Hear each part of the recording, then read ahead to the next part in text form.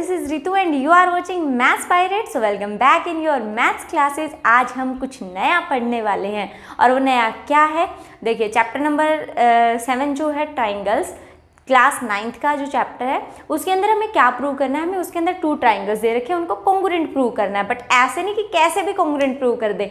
सबसे पहले तो हमें पता आना चाहिए कॉन्ग्रुएंट ट्राइंगल्स होती क्या है। तो कॉन्ग्रुएंट ट्राइंगल्स वो ट्राइंगल्स होती है जो सेम शेप की हो और सेम साइज की, मतलब साइज एंड साइज में शेप एंड साइज में दोनों क्या हो, इक्वल हो। अगर ऐसा है तो वो ट्राइंगल्स क्या होंगी, कॉन्ग्रुएंट। लेकिन ऐसा नहीं कि हम कोई भी एंगल्स या कोई भी साइड से उसको प्रूव कर दे, उसके कुछ रूल्स हैं। तो हमारे पास 5 रूल्स हैं। क्या क्या रूल्स हैं? एक तो हमारे पास साइड एंगल साइड, ठीक है। सेकंड है फिर हमारे पास एंगल एंगल साइड, एक है एंगल साइड एंगल, और उसके बाद आता है हमारे पास साइड साइड साइड, और फिर है हमारे पास RHS, ठीक है। तो राइट हैंड जो राइट ट्राइंगल होती है उसके ऊपर बेस्ड है। तो हमारे पास ये सिर्फ 5 रूल्स है। ऐसा नहीं कि हम अपनी मर्जी से कोई भी साइड साइड एंगल रूल लगा दिया, या फिर हमने एंगल एंगल साइड तो है साइड एंगल एंगल, इस टाइप से हम कुछ भी रूल्स नहीं लगा सकते। कुछ ही रूल्स हैं, यानी ये सिर्फ 5 रूल्स हैं।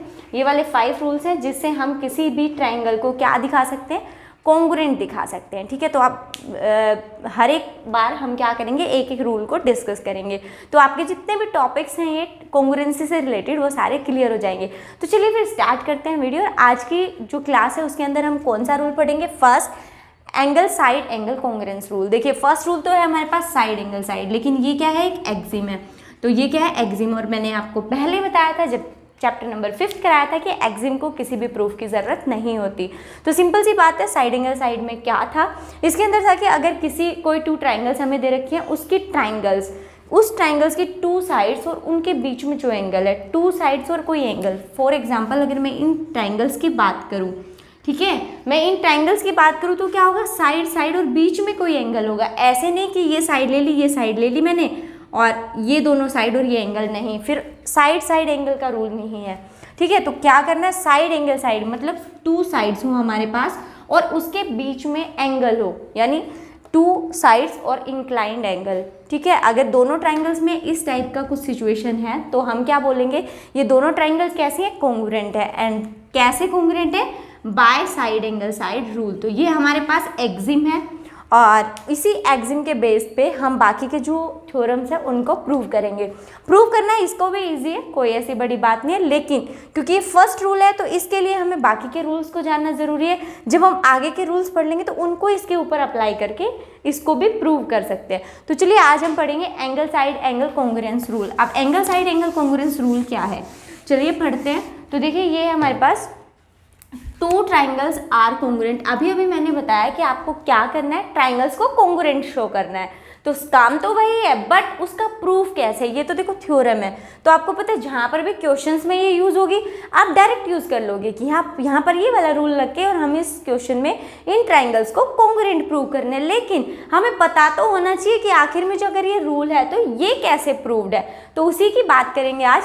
2 triangles are congruent if 2 angles and the inclined side of one triangle are equal to 2 angles and the included side of other triangle। Means क्या कह रहा है, देखो ये हमें 2 triangles given है। क्या given है, हमें 2 triangles given है ABC, एंड इसको हम नाम दे देते हैं DEF। ये 2 triangles हमें क्या दे रखी है, वो कह रहा है 2 ट्राइंगल्स ये कॉन्ग्रुएंट होंगी। कब कॉन्ग्रुएंट होगी, अगर इसके 2 एंगल्स एंड इंक्लूडेड साइड, अगर इसके 2 एंगल्स और बीच में एक साइड क्या हो, कॉन्ग्रुएंट। फॉर एग्जांपल कुछ भी बोल सकते हो, आप बोल सकते हो ये वाले 2 एंगल, ठीक है, और ये साइड, एंगल साइड एंगल। क्या है हमारे पास रूल, एंगल साइड एंगल। हमें हमेशा रूल को ध्यान रखना है। क्या है, एंगल साइड एंगल, यानी एंगल साइड एंगल। इसी हिसाब से ये हो गया एंगल साइड एंगल। तो क्या बोला जा रहा है यहाँ पे, ध्यान से सुनना। वो कह रहा है कि अगर 2 कॉन्ग्रुएंट्स में 2 एंगल्स और 1 साइड, उनके बीच की 1 साइड इक्वल है, तो हम बोल सकते हैं कि ये वाली ट्राइंगल क्या होगी, कॉन्ग्रुएंट होगी। और किस रूल से, bye angle side angle rule से क्या हो जाएगी, कॉन्ग्रुएंट। तो अब ये तो रूल है, ये तो थ्योरम है, मतलब प्रूव्ड है, ये चीज़ क्या है, बिल्कुल सही बात है। लेकिन ये प्रूफ करना है हमें, कि हमें बताना है कि ऐसा क्यों हुआ। तो चलिए उसी के स्टार्टिंग करते हैं। सबसे पहले हमें गिवन क्या है वो लिख लेते हैं। गिवन दैट, क्या क्या गिवन है, हमें गिवन है एंगल B इक्वल है एंगल E के, क्योंकि इन दोनों ट्राइंगल्स को कॉन्ग्रुएंट प्रूव करना है। तो इन दोनों ट्राइंगल्स में क्या क्या सिमिलरिटीज हैं वो देखेंगे। तो देखो एंगल B एंगल E के इक्वल गिवन है, एंगल सी एंगल एफ के गिवन है और थर्ड साइड हमें दे रखी है बी सी इक्वल है हमारे पास ई एफ के। ये हमें क्या है, तीनों चीज़ें गिवन है। तभी तो कह रहा है कि अगर ऐसे ये इसके इक्वल, ये इसके इक्वल और ये वाली साइड इसके इक्वल है तो ये ट्राइंगल्स कैसे हैं, कॉन्ग्रुएंट है बाय एंगल साइड एंगल के। अब हमें प्रूव क्या करना है वो लिखते हैं। नाउ टू प्रूव हमें प्रूव करना है triangle A B C is congruent to triangle D E F करना है। Triangle A B C congruent है ट्राइंगल डी ई एफ के, ये वाली ट्राइंगल इसके कॉन्ग्रुएंट है। आप डायरेक्ट तो प्रूव कर नहीं सकते, तो क्या करेंगे, जो इससे पहले मैंने आपको एक्सिम बताई थी साइड एंगल साइड, क्योंकि अभी तक हमने सिर्फ एक वही एक्सिम पढ़ी है, उसके बाद एंगल साइड एंगल थ्योरम को प्रूव करें, तो इस वाली एक्सिम का हम यहाँ पर यूज़ करेंगे। तो देखो यहाँ पर 3 केसेस अराइज होंगे। डायरेक्ट हमें नहीं पता चलेगा कि ये क्या है, एंगल साइड एंगल से क्या है, कॉन्ग्रुएंट है। तो यहाँ पर 3 केसेस अराइज होंगे। तो मैं क्या बोलूँगी यहाँ पे, to prove this theorem, to prove this here 3 cases arise, 3 cases arise, 3 case arise हो रहे हैं और हम बारी बारी से केसेस को लेंगे और डिस्कस करेंगे। तो फर्स्ट केस क्या है, देखिए केस फर्स्ट में कह रहा है कि अगर मान लो, क्या बोला मैंने बोला कि 2 एंगल्स इसके इक्वल है, एक साइड इक्वल है। 2 एंगल्स एक साइड अगर ऐसा है इसमें तो ये क्या होगी, कॉन्ग्रुएंट होगी। ये हमें प्रूव करना है। तो सबसे पहले हमें अभी पता क्या है, सिर्फ एक रूल का पता है, अभी जो बताया था side angle side, side angle side. थोड़ा सा जो रूल लेके चलोगे उसको भी माइंड में रखना है। इसके लिए हमें क्या चाहिए, 2 साइड चाहिए और एक एंगल, जबकि हमारे पास 2 एंगल और 1 साइड इक्वल है। ठीक है, तो क्या करेंगे, हम यहाँ पर कोई भी एक साइड और ले लेंगे, क्योंकि हमें तो 2 साइड चाहिए ना। तो हम बात कर लेते ए बी की। तो मैं ये कह रही हूँ केस फर्स्ट में हम ए बी की बात करेंगे, लेकिन अब हम डायरेक्ट नहीं बोल सकते कि भाई ए बी अगर ग्रेटर है, अगर sorry A B D E के इक्वल है तो प्रूव हो गई थ्योरम। यहाँ पर 3 केसेस बनेंगे। फर्स्ट बनेगा अगर ए बी डी ई के इक्वल है तो क्या होगा, सेकंड अगर ए बी डी ई से क्या है, लेस है, तब क्या सिचुएशन अराइज होगी, और अगर ए बी ग्रेटर है डी ई से। तो ये तीनों केसेस हम लेके चलेंगे और प्रूव करेंगे थ्योरम को। तो केस फर्स्ट में क्या बोलेंगे, let A B equals to D E. A B जो है किसके इक्वल है, डी ई के इक्वल है। अगर ए बी डी ई के इक्वल है तब क्या ये कॉन्ग्रुएंट होगी, चलिए देखते हैं होगी या नहीं होगी। तो अब कह रहे हैं अगर ए बी, लेट कर लिया हमें A B equals to D E के, या फिर ये बोल सकते हैं हम if A B equals to D then, तो क्या होगा भाई, देखिए अगर ऐसा है यानी ए बी डी के इक्वल है तो हम लिख सकते हैं then A B equals to D. ये तो क्या है भाई, हमने अज्यूम किया है ना, अज्यूम, ये हमने अज्यूम कर लिया। सेकंड और बताओ क्या के इक्वल है, ये तो गिवन है हमें। एंगल बी किसके इक्वल है, एंगल ई के इक्वल है, ये हमें गिवन है। एंड थर्ड क्या है, B C equals to E F. Third है मेरे पास B C equals to E F, और ये भी क्या है, मुझे गिवन है। तो मेरे पास देखो तीनों सिचुएशन आ गई। मुझे साइड एंगल साइड के लिए क्या चाहिए था, साइड एंगल साइड, यानी 2 साइड्स के बीच में क्या हो, एक एंगल, तो वो मुझे मिल गया। तो अब मैं यहाँ से क्या बोल सकती हूँ, so triangle A B C is congruent to triangle D E F and by किसके भाई, by side angle side congruence rule. आप यहाँ पे लिख सकते हो by side angle side congruence rule. तो side angle side congruence rule से ये क्या हो गई, कॉन्ग्रुएंट, लेकिन सिर्फ फर्स्ट केस के लिए। किसके लिए, सिर्फ केस फर्स्ट के लिए। अब यहाँ पे 2 केसेस और अराइज होंगे। तो यहाँ तक समझ में आया सब बच्चों को, ओके। अब हम बात करते हैं सेकंड केस की। तो इसको मैं रब कर रही हूँ। अब हम सेकंड केस की बात करते हैं। अब सेकंड केस में मैंने अभी आपको बताया था, एक बार ए बी क्या हो जाएगी, ग्रेटर, और दूसरी बार क्या हो जाएगी, ए बी लेस हो जाएगी। तो केस सेकंड की जब हम बात करेंगे तो हम ले लेंगे इफ ए बी इज, क्या लें, एज यू विश, जो आपकी चॉइस हो। सबसे पहले ले लेते हैं A B is less than D E की। ए बी क्या है हमारे पास, लेस देन है डी ई से। अगर ए बी लेस देन हुई डी ई से, तो लेस देन का मतलब क्या होगा, देखिए लेस देन का मतलब हुआ मेरे पास कि ए बी डी ई से छोटी है। तो छोटी में थोड़ी छोटी करके दिखा दे थोड़ा सा, ताकि हमें कंपैरिजन इजीली हम कर पाएँ। तो ये हो गई, छोटी है ना, दिखने में आपको दिख रहा होगा छोटी है। तो क्या करें, अगर ये छोटी है तो सबसे कह रहे हैं if A B is less than D, तो क्या कर सकते हैं। अब देखो, अब छोटी है तो प्रूव तो कर नहीं सकते, क्योंकि भाई छोटी में कहाँ से साइड को इक्वल दिखाएंगे। तो हम क्या करेंगे, हम कंस्ट्रक्शन करेंगे कि ए बी को बढ़ा देंगे, ए बी को क्या करेंगे, इंक्रीज करेंगे, कहाँ तक, प्रोड्यूस कर देंगे, इतना प्रोड्यूस करेंगे कि ये किसके इक्वल आ जाए, डी ई के इक्वल आ जाए। और ये पॉइंट मैं यहाँ पे कुछ भी ले लेती हूँ, मैं यहाँ पे ले लेती हूँ पी पॉइंट ले लेती हूँ। क्या पॉइंट ले लिया मैंने, यहाँ पे पी पॉइंट ले लिया। और अब इसको क्या करूँगी, मैं सी से ज्वाइन करा देती हूँ।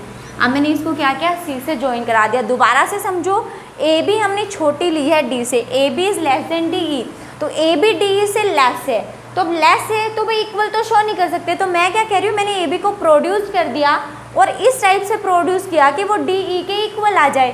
तो यहाँ तक प्रोड्यूस किया, तो जो बी पी है, ए बी तो लेस थी लेकिन जो बी पी है वो किसके इक्वल आ गई, मेरे पास इक्वल आ गई वो डी ई के। अगर वो डी ई के इक्वल है तो सिंपल सी बात है, ये साइड इसके इक्वल आ गई, ये एंगल ऑलरेडी दे रखा है, ये साइड दे रखी है, तो ट्रायंगल क्या हो जाएगी, कॉन्ग्रुएंट हो जाएगी। और कैसे बढ़ाया मैंने कि ये डी ई के इक्वल आ जाए, ये समझ में आया सबको? ठीक है, तो अब इसको मैं डार्क कर देती हूँ, ये सिर्फ समझाने के लिए मैंने आपको थोड़ा सा हाईलाइटेड किया था। ओके चलिए, तो अब ये कह रहा है if A B is less than D, अगर A B less than D तो हम क्या लिखेंगे, then we produce side A B side को प्रोड्यूस करेंगे such that we produce side A B. देखिए ए बी को प्रोड्यूस किया, किस पॉइंट तक प्रोड्यूस किया, we produce side A B to point P तक प्रोड्यूस किया such that B P equals to D E, कि हमारे पास जो बी पी है वो किसके इक्वल आ जाए, डी ई के इक्वल आ जाए। सो आप देखिए, अब यहाँ पर अगर हम ट्राइंगल की बात करें, सो इन ट्राइंगल, अब ट्राइंगल कौन सी हो गई भाई, मैंने तो इसको इसके इक्वल इतना इसको इंक्रीज कर दिया तो मेरे पास ट्राइंगल ही बदल गई। अब मैं बात कर रही हूँ in triangle P B C and triangle D E F. अब देखिए ट्राइंगल चेंज हो चुकी है, पहले हम ABC ट्राइंगल की बात कर रहे थे, अब हमने साइड को इंक्रीज कर दिया तो मेरे पास ट्राइंगल चेंज हो गई, PBC और DEF आ गई। तो अब इन दोनों ट्राइंगल्स में देखते हैं क्या क्या इक्वल है। इनमें इक्वल है, सबसे पहले तो साइड की बात करें तो PB जो साइड है वो DE के इक्वल है, एंड सेकेंड बात करें एंगल B जो है वो एंगल E के इक्वल है, और थर्ड है BC जो साइड है वो किसके इक्वल है, EF साइड के इक्वल है। तो तीन रूल आ गए, साइड एंगल साइड, तो साइड एंगल साइड रूल से ये क्या हो गई मेरे पास, कॉन्ग्रुएंट। तो यहाँ पे लिख सकते हैं, सो ट्राइंगल PBC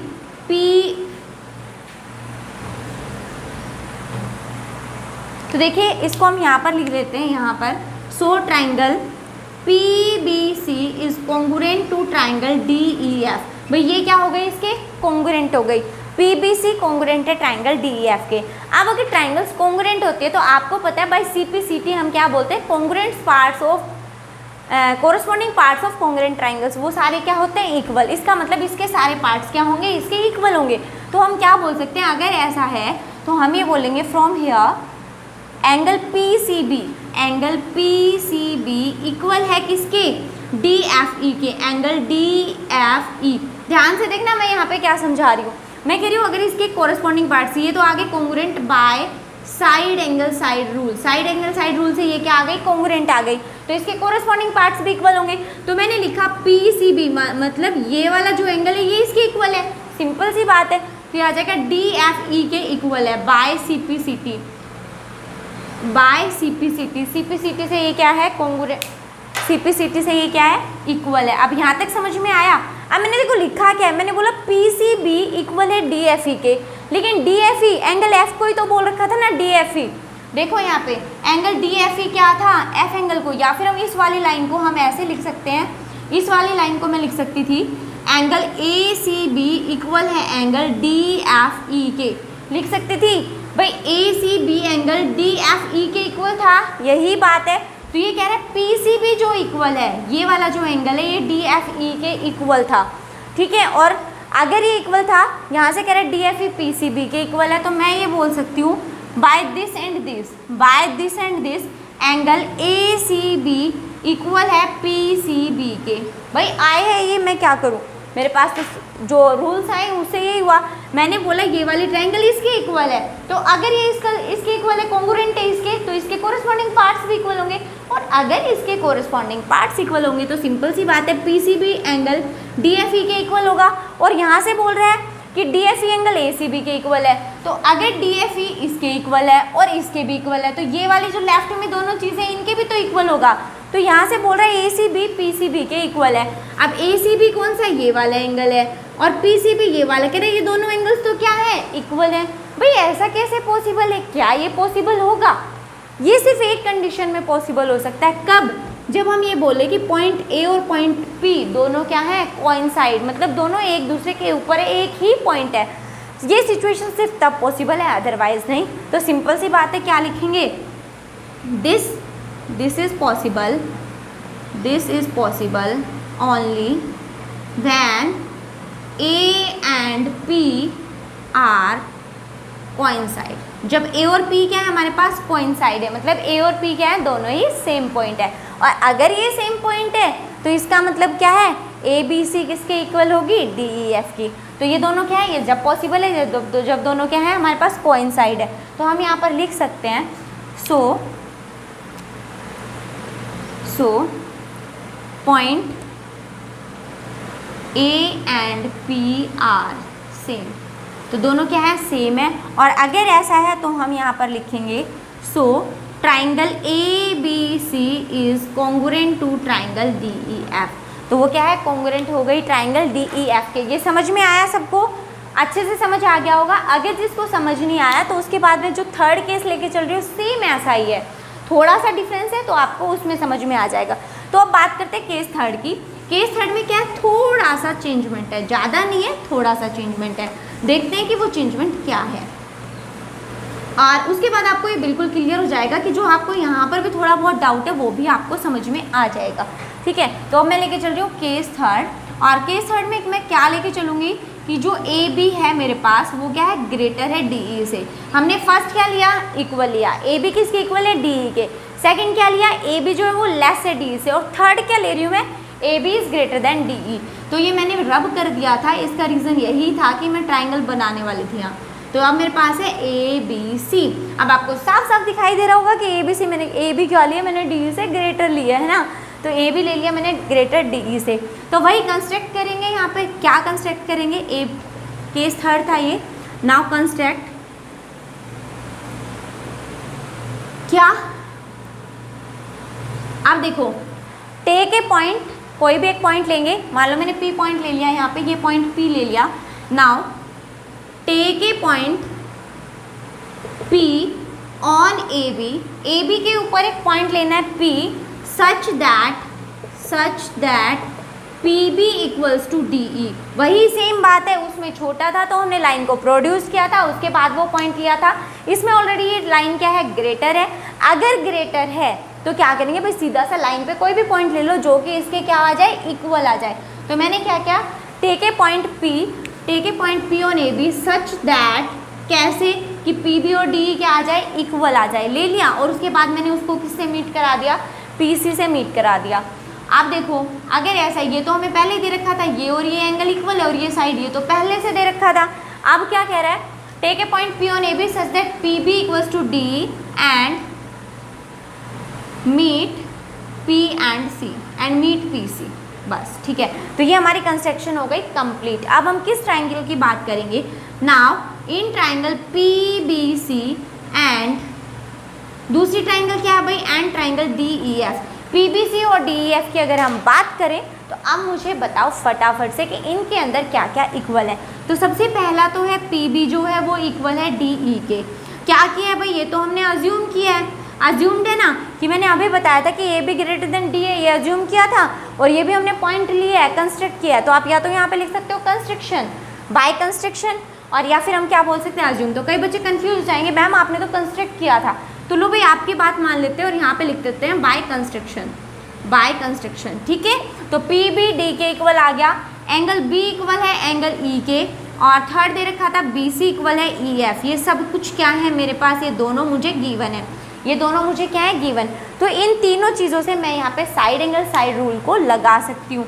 तो मैं यहाँ पे बोलूँगी so triangle P B C is congruent to triangle D E F and by side angle side rule. और ये कैसे कॉन्ग्रुएंट है, ये कॉन्ग्रुएंट है by side angle side rule से, क्योंकि साइड एंगल साइड रूल से ये कॉन्ग्रुएंट है। हम बार बार साइड एंगल साइड रूल क्यों ले रहे हैं, क्योंकि अभी तक हमें सिर्फ उसी का एक का पता है। चलो तो अब ये आ गया। अब बाय सीपीसीटी में वही सेम चीज़ दोहरा रही हूँ जो मैंने लास्ट वाले केस में की थी। क्या कि अगर ये कॉन्ग्रुएंट है तो भाई ये वाला जो एंगल है ये इसके भी तो कॉन्ग्रुएंट होगा। नाउ हम लिख सकते हैं angle P C B equal होगा एंगल डी एफ ई के। क्यों होगा?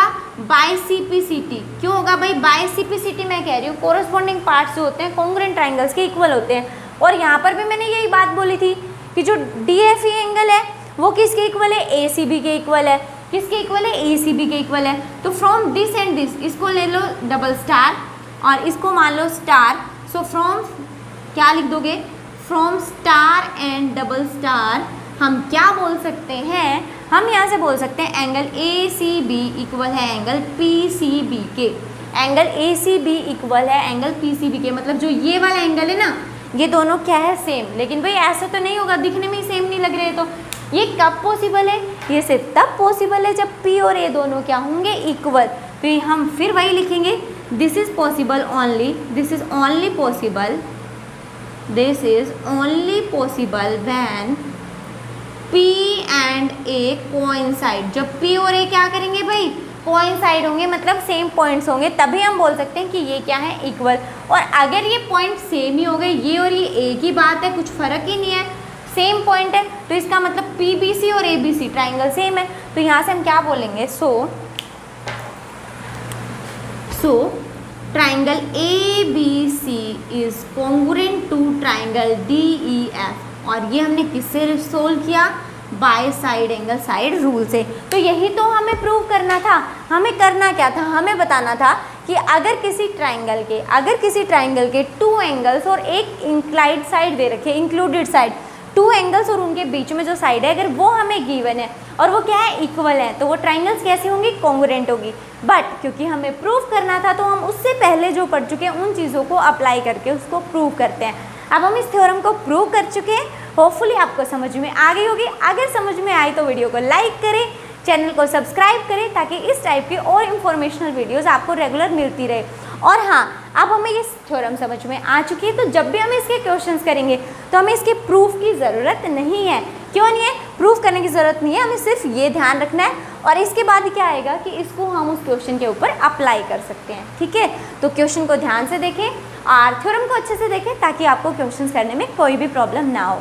चलिए फिर नेक्स्ट प्रूफ के साथ मिलते हैं। बाय, टेक केयर, खुश रहिए, मुस्कुराते रहिए।